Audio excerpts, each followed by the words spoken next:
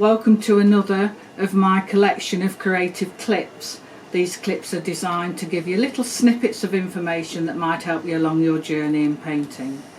Today I'm going to talk about granulation medium. This is something I use all the time.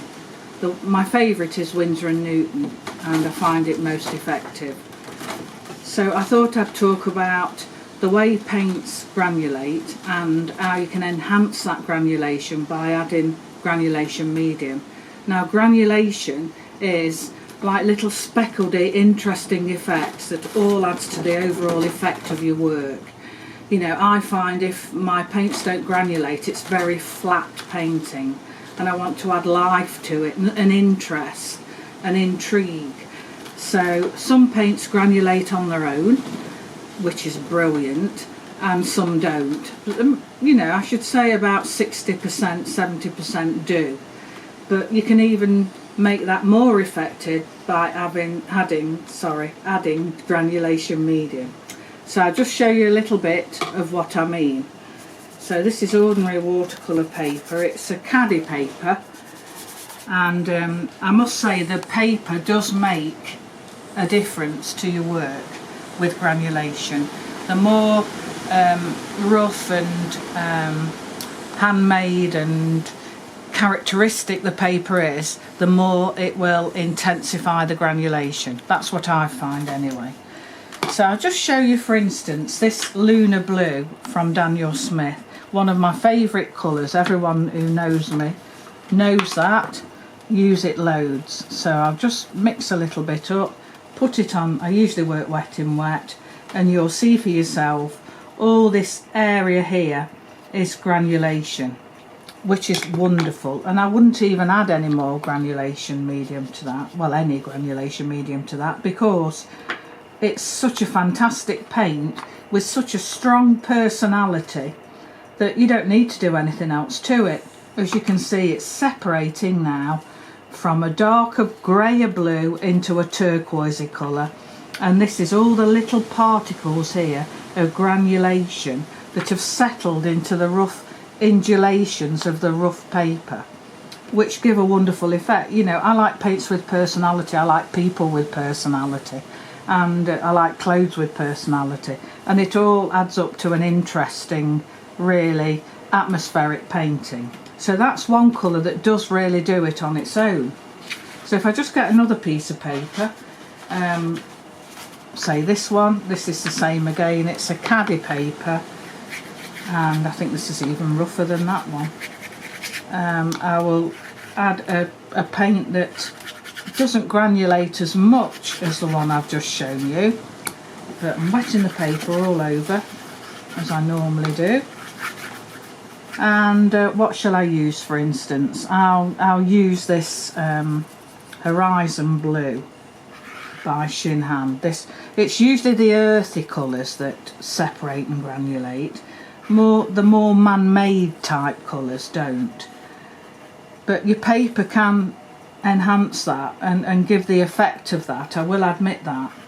But something like this that is like manufactured and not got many natural organic pigments in, you struggle to get it to granulate.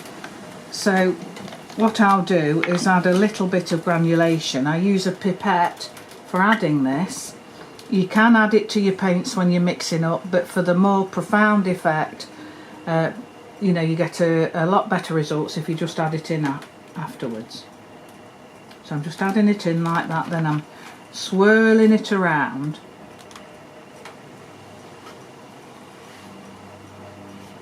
And you will see it doesn't make that much difference, and that's because I call them like plastic paints, to be honest, because they've not got any natural organic ingredients in there to make them really interesting.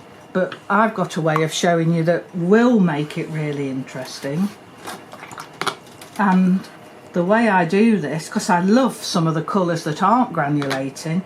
You know, I've got as many favourite colours that don't granulate as that do granulate. So just to make everything more interesting, I add some ink. So let's start with some indigo. This is FW acrylic ink, and they're the only inks I use. So I'm just going to add some acrylic into that. Can you see how it's dispersing? And I've got some lovely effects happening already. Look at that, you know, how it's seeping up into there. I could leave that like that, you know, it's lovely. It's a really nice effect. Let the water run down into it. Let's see what happens. Look at that when the paint runs into it. And that wouldn't have run into it without the addition of granulation medium, really. But one way to make it even more interesting is adding the granulation medium. So in we go with my pipette, and I might add just a touch of this Purple Lake, which is a wonderful colour as well. But because I've added granulation into the indigo, I won't bother adding any more into that, else you can wash it away if you're not careful. So you just have to manoeuvre. You're in charge of the ink and the paint, you know, and you have to make it do what you want it to do. And as you can see now, I am moving this around to manipulate it, where I want it to go and what I want it to do. And this is the granulation I'm talking about here. So the combination of watercolour and inks is, you can achieve some amazing, absolutely amazing results.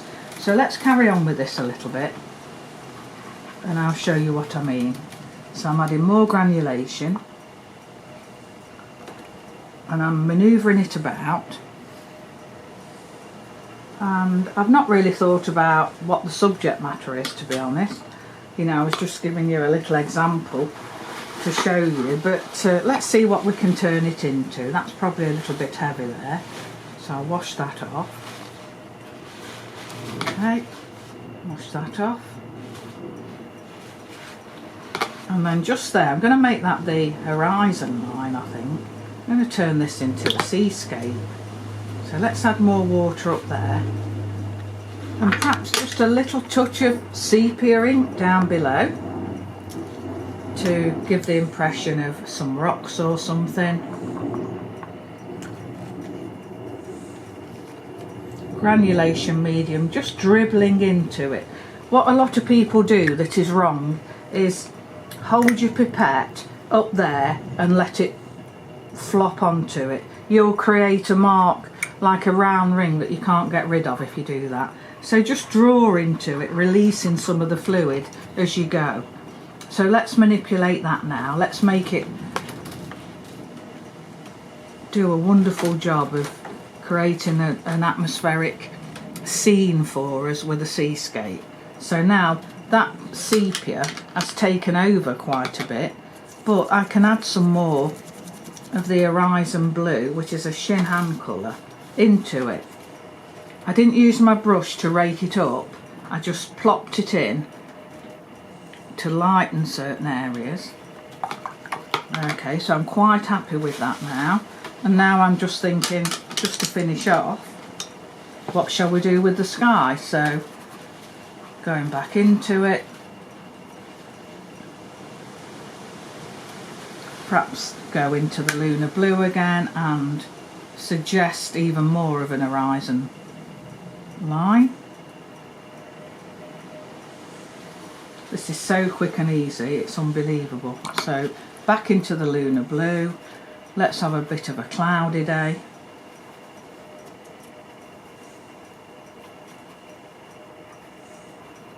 There's a storm brewing.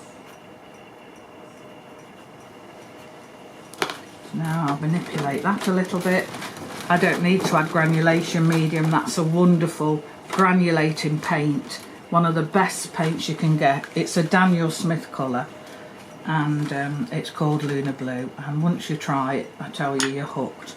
I will, just to tie everything in, add a little bit of indigo up there as well, because the sky reflects into the sea, so we need to tie it all in. So because I'm doing that, I'm going to add a little touch of granulation medium into that, if I can find my pipette.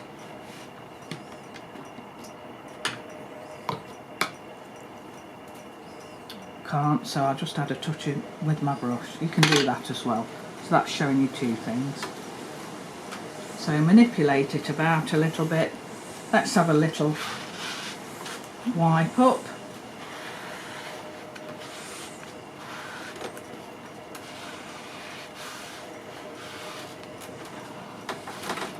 I would probably flick a bit of white ink into that as well if I'd got it with me, but I haven't.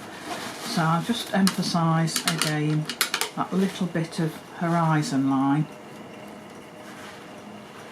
which is there.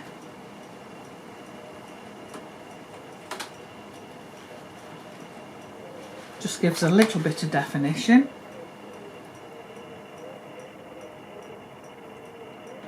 I like how I've got that touch of white there.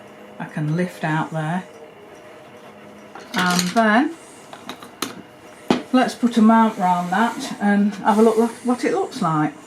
Oh, look at that. I'm really pleased with that. Little 5-minute painting, and it's got a wonderful effect, all because of the use of granulation medium.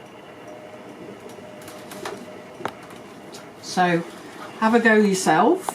And I really hope you enjoyed watching that. You can see what a simple job it is to create that effect, and it means less painting, less subject matter, you know, because the paint you're putting on is interesting in itself. So enjoy. You can catch more of my creative clips on YouTube and Facebook, and also if you'd like an in-depth Vimeo workshop, you can go over and click on the link below. It'll take you over to my Vimeo channel where you can purchase an in-depth workshop using several of the methods that I show you on my creative clips. So why not give me a follow, and then you won't miss out on anything, and a like. That would be great. Thanks for watching.